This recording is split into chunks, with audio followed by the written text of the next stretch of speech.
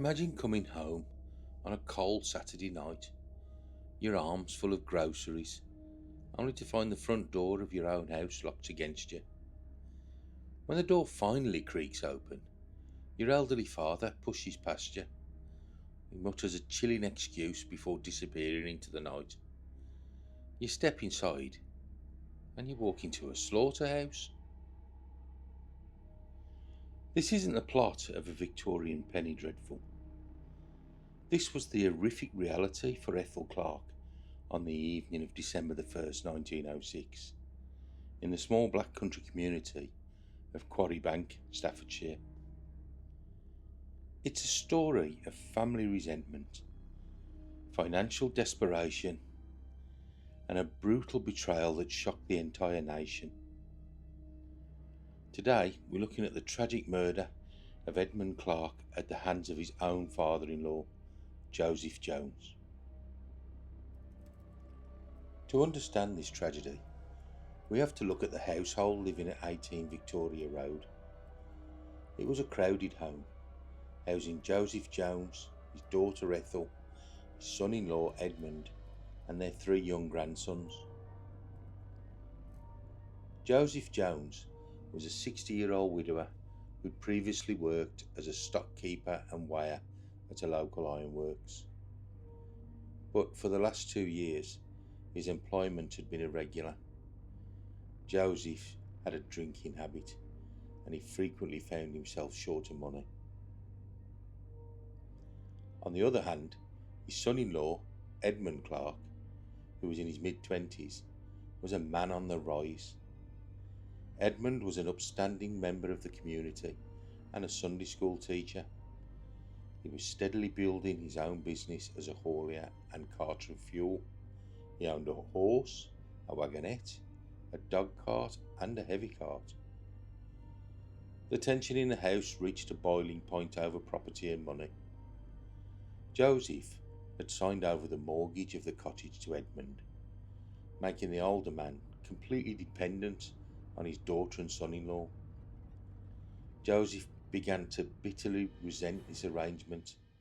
Whenever Edmund refused to hand over cash to fund Joseph's drinking, fierce arguments erupted. Joseph became increasingly paranoid, convinced that Edmund was plotting to kick him out of his own home. Saturday, December the 1st, 1906, started like any other busy weekend for Edmund. He spent the day working, using his wagonette to transport local footballers to a match. By the time he returned to Victoria Road that evening, he was completely exhausted. Saying he was tired, Edmund laid down on the sofa underneath the kitchen window and quickly fell asleep. At around 8:45 p.m, Ethel decided to run out to the local butcher's on the nearby high street, leaving her exhausted husband and her father alone in the house. This was the opportunity Joseph had been waiting for. What exactly went through the 60-year-old man's mind as he watched his son-in-law sleep, we'll never fully know. But we do know what he did. Joseph Jones took a heavy iron poker and a straight razor, and he unleashed a horrific attack on the defenceless Edmund. Ethel returned home roughly 30 minutes later. To her surprise, the front door was locked. She stood outside in the cold, knocking frantically, until finally the door opened. Her father, Joseph, stood in the doorway, but before Ethel could even process what was happening, Joseph he'd pushed past her, muttering darkly that Edmund had started on him.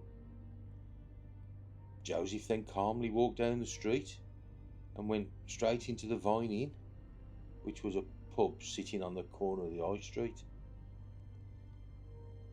Ethel stepped inside the kitchen and her world collapsed.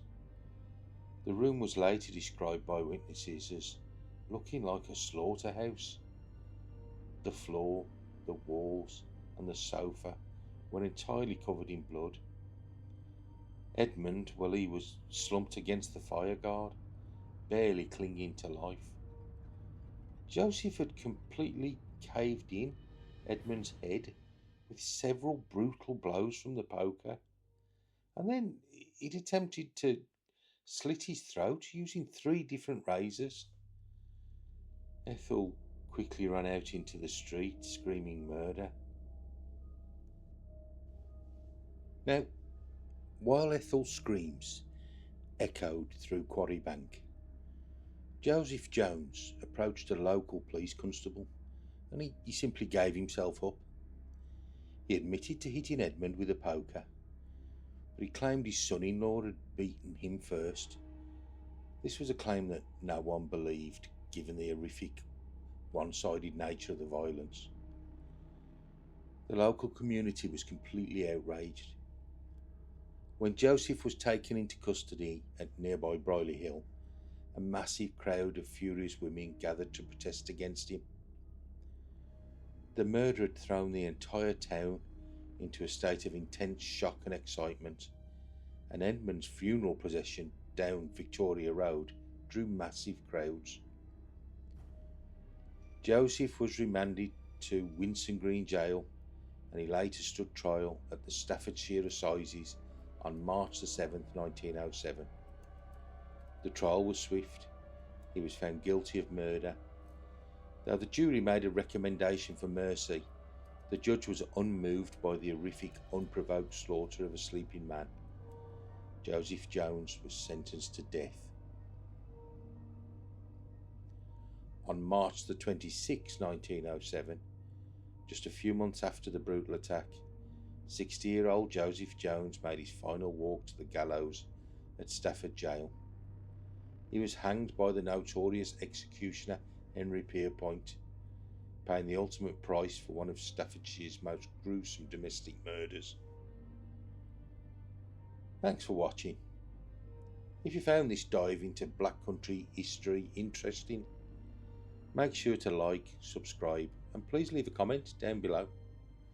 Bye bye.